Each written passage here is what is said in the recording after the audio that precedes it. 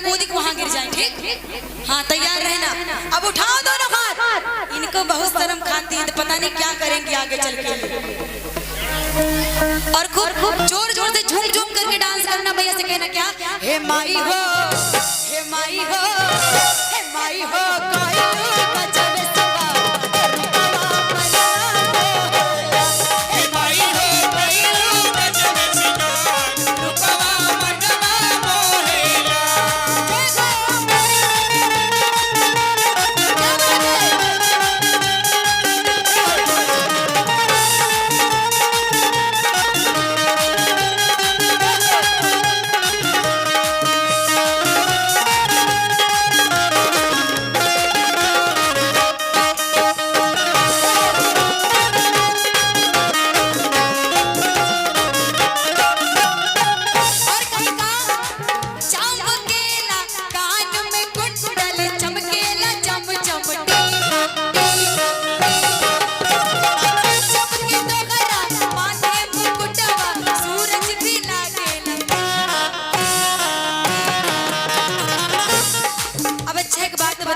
सुनेगा भजन अच्छा लग रहा है सबको और समझ में आ रहा है? समझ में आ रहा है? नहीं आ रहा? नहीं आ रहा? थोड़ा थोड़ा, ज्यादा नहीं। अच्छा, ये समझ में आ रहा है? पीली पुदीना, पीली पुदीना, पीली पुदीना, पीली पुदीना।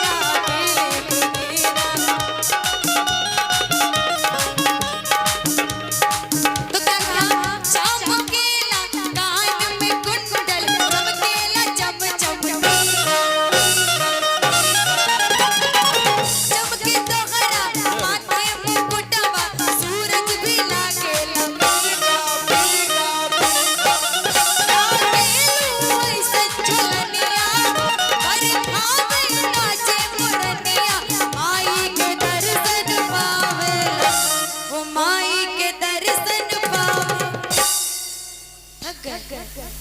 बैठ जाओ, एहसान कर दी हुई, बैठ जाओ, बैठ जाओ थोड़ी देर। ए लल्ला चिरौंजी लाल बैठ जाओ, बैठ जाओ। कह दो दुर्गा मैया की आई।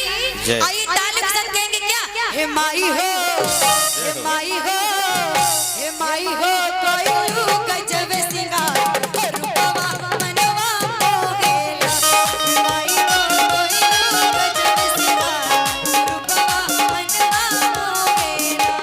माई हो, कोई गजब सिंगार रूपवा मनवा मोहेला। बोली सच्चे दरबार की जय, बोली दुर्गा मैया की जय।